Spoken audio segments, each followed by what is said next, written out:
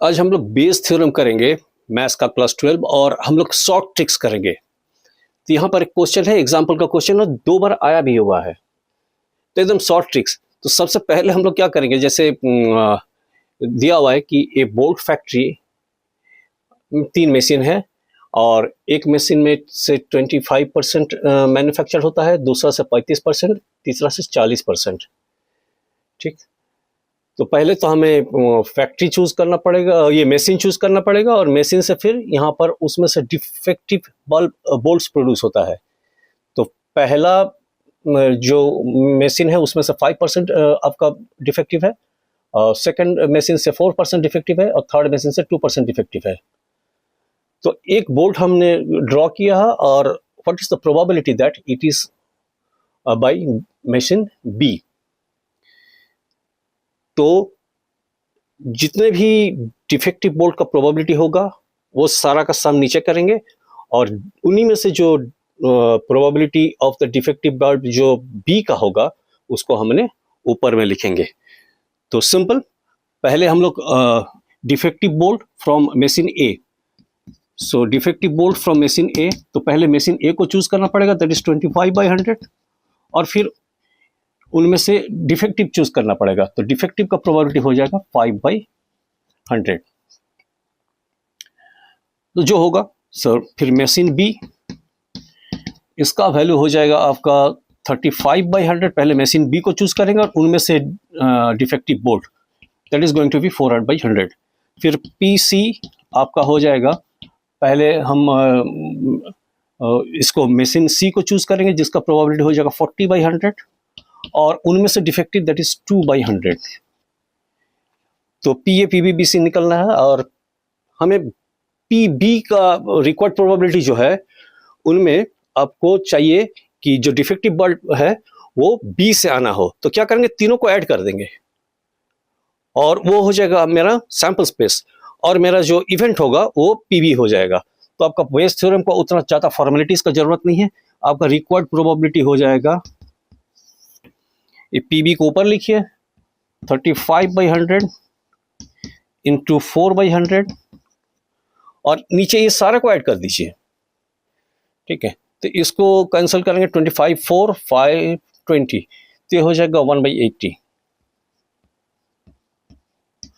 Plus ये काट के आ जाएगा मेरा 425 जा, ये इसको कैंसिल करने से आ जा रहा 7/500 7/500 प्लस इसको कैंसिल करेंगे 0 0 4 25 2 5 जा, यानी 1/225 नहीं 125 1/125 और ऊपर नीचे 10,000 से मल्टीप्लाई कर देंगे तो ये हो जाएगा 140 और ये हो जाएगा 125 प्लस 140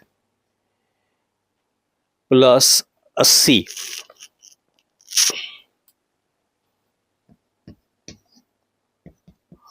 और इसको सॉल्व करेंगे तो आ जाएगा 140/345 140/345। ठीक है, इसको कैंसिल करके लिख दीजिएगा, जो आएगा वही हो जाएगा आपका आंसर। ठीक है, तो बेस थ्योरम हम लोग क्या कर रहे हैं, सारे प्रोबेबिलिटी हम लोग निकाल लेंगे और डिफरेंट प्रोबेबिलिटीज जो हमको यहाँ पर कंडीशंस दिया होगा और सारे को नीचे लिख देंगे और ऊपर में जो प्रोबेबिलिटी पूछा है उसको हम लोग लिख देंगे। यानी इन शॉर्ट आप कह सकते हैं कि सारे प्रोबेबिलिटी नीचे रहेगा और ऊपर में जो पूछा है वो आ जाएगा। इतना फॉर्मेलिटीज का हमको जरूरत ही नहीं है। आगे हम 3-4 और सवाल लगा देंगे तो आपको एकदम क्रिस्टल क्लियर हो जाएगा कि बेस थ्योरम में हम लोग किस सवाल को बहुत इजीली शॉर्ट ट्रिक्स के सहारे कर सकते हैं। सो टू इजी। और इसको कैंसिल करने से आएगा 28/69, इसको कैंसिल करने से आएगा 28/69। सो फॉर्मेलिटीज में जाने का जरूरत ही नहीं है। और 3-4 सवाल अगर हम लोग, बहुत इंपॉर्टेंट सवाल जो बार बार आ चुका है, रिपीटेडली आ रहा है, उसको हम लोग कर लेते हैं अभी, तो आपको सारा चीज क्लियर हो जाएगा। 2012 में एक सवाल आया था कि एक बैग है, 2012 एक बैग में 3 रेड बॉल है और 4 ब्लैक बॉल है और बैग 2 में 4 रेड बॉल और 5 ब्लैक बॉल। अब एक एक बॉल को बैग 1 से बैग 2 में ट्रांसफर कर लिया गया। एक बैग से एक बॉल उठाया गया और उसको बैग 2 में डाल दिया गया। A ball is drawn from bag 2, उसके बाद बैग 2 से एक बॉल ड्रॉ किया गया। The ball is found to be red, और दूसरे बैग से जब हम एक बॉल निकालेंगे उसको वो देखा गया कि वो रेड है। तो find the probability that the transferred ball is black. Transferred ball is black. जो बॉल को हम लोग ट्रांसफर किए थे वो ब्लैक है। ये 2012 में पूछा गया था। तो एकदम ठेठ कोई हम लोग फॉर्मेलिटीज में नहीं जाएंगे। यहाँ पर 2 पॉसिबिलिटीज है, वो दोनों पॉसिबिलिटीज रेड बॉल आने का, हम सेकंड बैग से रेड बॉल आने का 2 पॉसिबिलिटीज है। तो 2 प्रोबेबिलिटी निकालेंगे, दोनों प्रोबेबिलिटी का सम नीचे लिख देंगे और जो पूछा है उसको ऊपर में डाल देंगे। न्यूमरेटर में जो भी प्रोबेबिलिटी होगा वो नीचे में से ही कोई एक मेंबर होगा। नीचे में 2 मेंबर है, 2 मेंबर से एक मेंबर को आपको चूज करके जो पूछा है वो निकल जाएगा तुरंत। तो कोई प्रॉब्लम नहीं है, एकदम सिंपल में हम लोग कोई फॉर्मेलिटीज में नहीं जाते हैं। बैग 1, मान लीजिए क्या क्या पॉसिबिलिटीज हो सकता है कि बैग 1 से हम लोग रेड निकाले, बैग 1 से रेड आया और उसको सेकंड में, तो बैग 1 से रेड आने का पहले तो हो जाएगा प्रोबेबिलिटी। पहला प्रोबेबिलिटी जो होगा कि बैग 1 से रेड निकाले और फिर बैग 2 से रेड निकाले, ठीक है, 1 से भी रेड। तो यहां से रेड अगर निकालेंगे, यहां से रेड आने का प्रोबेबिलिटी कितना हो जाएगा 3/7, और 3/7 इसका रेड, और बैग 2 से फिर रेड आने का प्रोबेबिलिटी क्या हो जाएगा। अब तो इसमें एक रेड बॉल बढ़ गया, तो अब रेड बॉल की संख्या हो जाएगा 5, और टोटल बैग की बॉल की संख्या हो जाएगा 5 + 4, और एक बॉल यहां से यहां आया तो 10, तो टोटल बॉल का संख्या हो जाएगा 10। तो बैग ए से रेड आया, रेड उठाए और इसमें डाल दिए, तो अब रेड की संख्या हो गया 5 और टोटल संख्या हो गया 10। दूसरा पॉसिबिलिटी क्या हो सकता है कि बैग ए से ब्लैक उठाए और रेड दूसरा से निकला, तो ब्लैक आने का प्रोबेबिलिटी कितना हो जाएगा 4/7। और अब ब्लैक की संख्या हो गया 6 और रेड की संख्या 4, तो सेकंड में से फिर आने का प्रोबेबिलिटी कितना हो जाएगा 4/6 + 4 10। तो पहला बैग से ब्लैक आया और दूसरे बैग से रेड आया, इसका प्रोबेबिलिटी ये हो गया। तो रिक्वायर्ड प्रोबेबिलिटी क्या हो जाएगा, रिक्वायर्ड प्रोबेबिलिटी इन दोनों मेंबर को नीचे लिखेंगे, 3/7 × 5/10 + 4/7 × 4/10, और find the probability that the transferred ball is black, यानी पीबी, ये मेंबर न्यूमरेटर में रहेगा। तो न्यूमरेटर में क्या हो गया 4/7 × 4/10। इसको सॉल्व कर लेंगे और इसको सॉल्व करने से आएगा 16/31, 16/31। कोई तामझाम नहीं, डिनोमिनेटर में सारा प्रोबेबिलिटी लिखेंगे और डिनोमिनेटर में से ही एक मेंबर ऊपर में आएगा। ओके, कुछ सवाल और लगा लेते हैं, एकदम सिंपल है। Next question, a man is known to speak truth 3 out of 4 times। 4 बार वो बोलेगा तो 3 बार सच बोलेगा, 1 बार झूठ बोलेगा। He throws a die and reports that it is a 6. Find the probability that it is actually 6. Okay?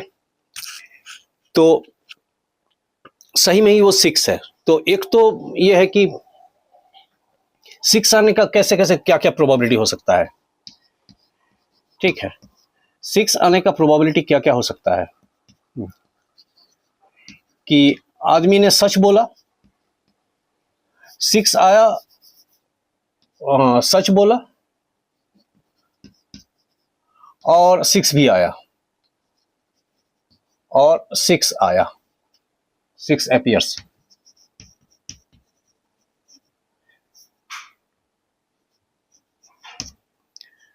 और दूसरा 6 कब आएगा? आदमी ने झूठ बोला, फॉल्स रिपोर्ट किया, और फॉल्स क्या रिपोर्ट किया? 6 डज नॉट अपीयर।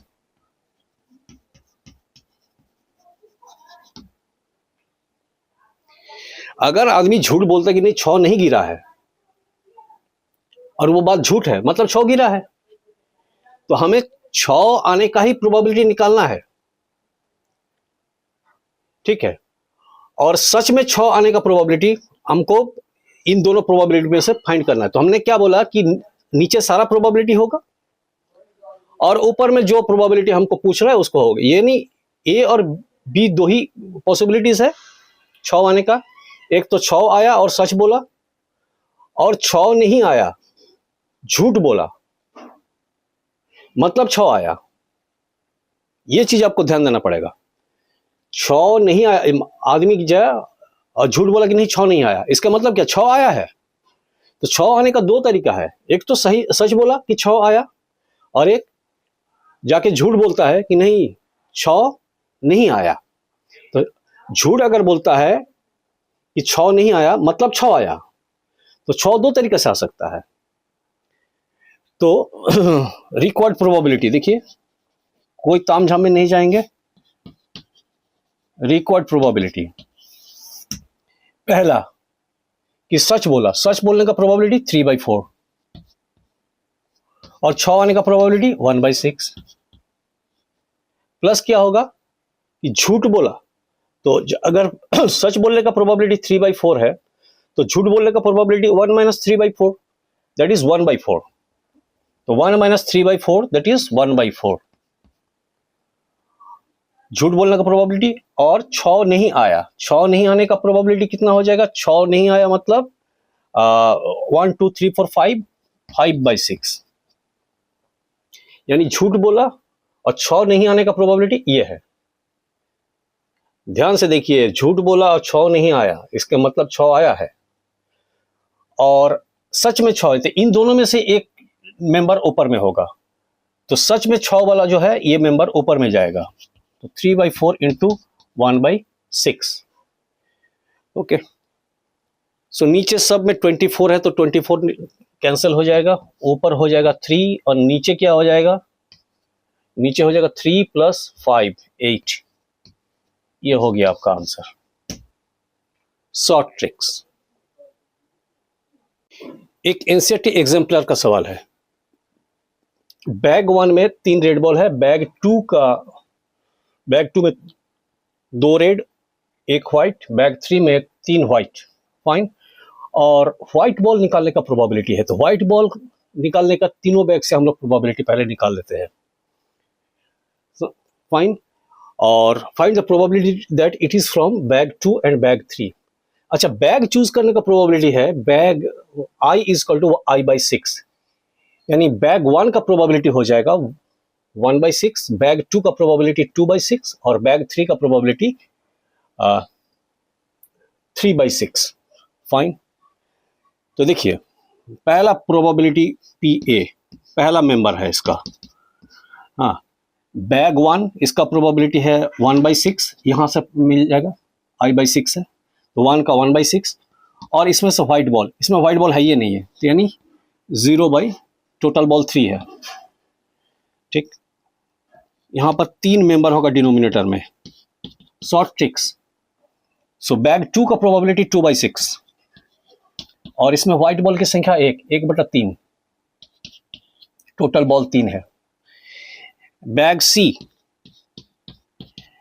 सी का प्रोबेबिलिटी है 3/6, क्योंकि i/6 है, तो बैग नंबर 3 का प्रोबेबिलिटी हो जाएगा, बैग 3 को चूज करने का प्रोबेबिलिटी 3/6, और इनमें से एक व्हाइट बॉल, तो व्हाइट बॉल 3/3 हो जाएगा, 3/3, तीनों व्हाइट बॉल है, तो ये तीनों मेंबर हो गया। अब बैग 2 का मेंबर, तो पहला वाला प्रोबेबिलिटी जो क्वेश्चन ए का आंसर क्या हो जाएगा? रिक्वायर्ड प्रोबेबिलिटी लिख देंगे, required probability, and you will get full marks. ये टोटल करेंगे, इसका वैल्यू 1 हो, ये 1/2 हो गया, और 2 3 ये 1/9, 6 3 18, 2/9, और ये 0। तो यहाँ पर बैग 2 यानी ये मेंबर ऊपर में रहेगा, ये मेंबर ऊपर में रहेगा, और नीचे में सारा का साइन करना है, सारा का सम करना है, सारा का सम करना है +1/2। सिंपल। नीचे में से एक मेंबर ऊपर में होगा। अब तीसरा में ये बैग 3 है, तो ये तीसरा मेंबर यहाँ पर आएगा, बैग 3 का ये है, ठीक है। तो दूसरा का सवाल का आंसर क्या हो जाएगा? Required probability, required probability, simple. नीचे जो 3 मेंबर है वो तो रहेगा ही प्रोबेबिलिटी जिसका निकाले हैं, और ये वाला मेंबर ऊपर चला जाएगा। इसको सॉल्व कर लेंगे, जो आंसर होगा वही आंसर लिखेंगे।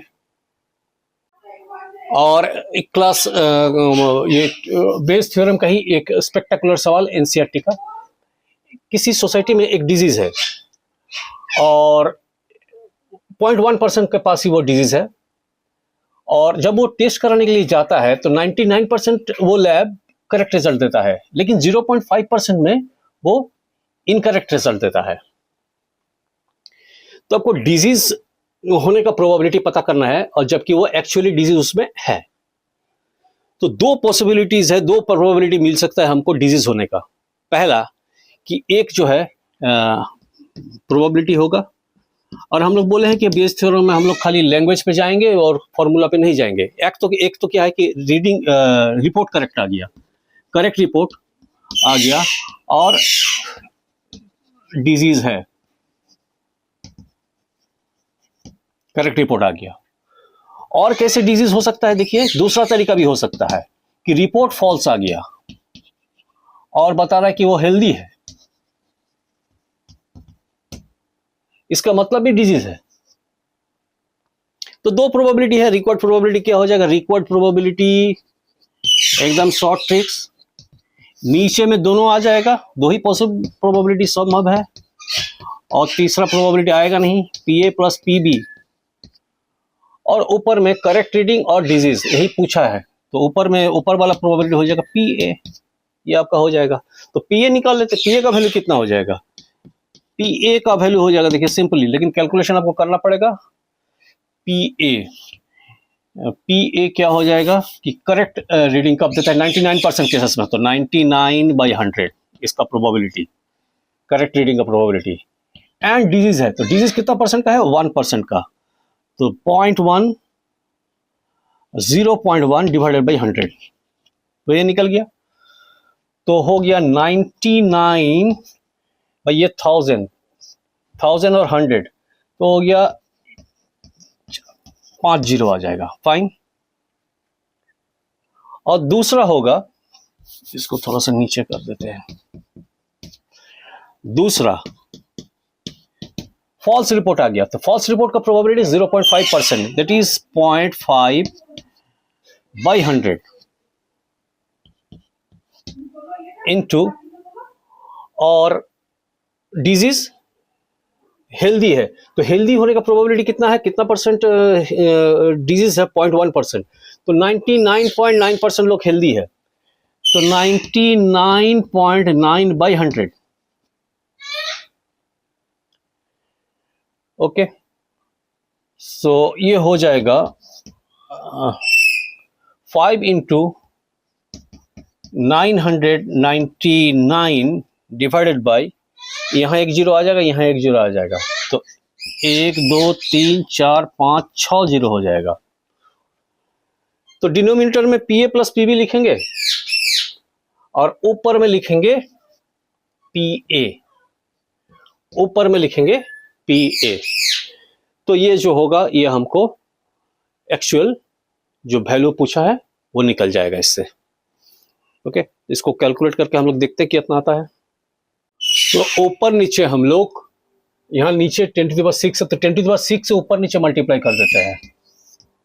तो इसमें नीचे 10⁵ है, 10⁶ से मल्टीप्लाई करेंगे, ठीक है। नीचे 10 लाख है और यहाँ पर 1 लाख है, तो 10 लाख से मल्टीप्लाई करेंगे तो ये हो जाएगा 990।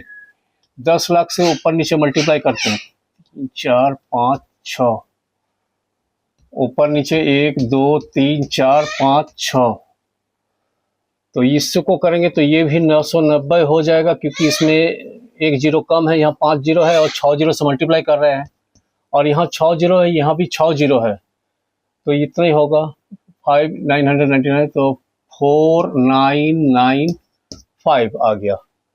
ठीक है, तो हो जाएगा आपका,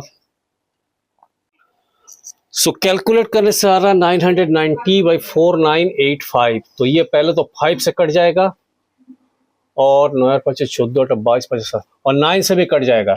ऊपर में ये ऊपर नीचे दोनों 5 से भी कटेगा और 9 से भी कटेगा, यानी ऊपर नीचे आप 45 से काट दीजिएगा। 5 से कटेगा ही, पीछे जीरो है, पीछे यहाँ 5 है, तो 5 से कटेगा ही, और इसका डिजिट का सम करिएगा तो ये 18 आएगा, और 14 8 22 55, इसका डिजिट का सम करेंगे 27 आएगा, यानी 5 से भी कटने वाला है, 9 से भी कटने वाला है, यानी 45 से दोनों को ऊपर नीचे डिवाइड कर दीजिए, जो आएगा वही होगा आपका आंसर।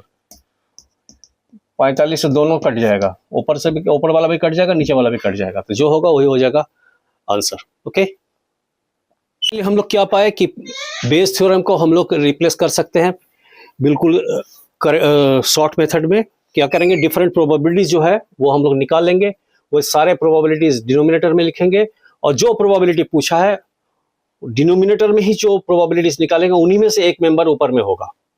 यहाँ पर भी देखिए 2 प्रोबेबिलिटी निकाले जो पूछा था डिजीज का, तो डिजीज कैसे कैसे पॉसिबिलिटीज था कि रिपोर्ट करेक्ट आया और उसमें डिजीज है, तो इसमें डिजीज है ये है, और रिपोर्ट फॉल्स आया, बताया कि वो हेल्दी है, इसका मतलब क्या है कि उसमें डिजीज है, तो 2 पॉसिबिलिटीज है, दोनों पॉसिबिलिटीज का प्रोबेबिलिटी हम लोग नीचे ऐड कर दिए, और पूछा था कि करेक्ट डिजीज भी है और रिपोर्ट भी करेक्ट आया है, तो उसका प्रोबेबिलिटी को हम लोग ऊपर लिख दिए।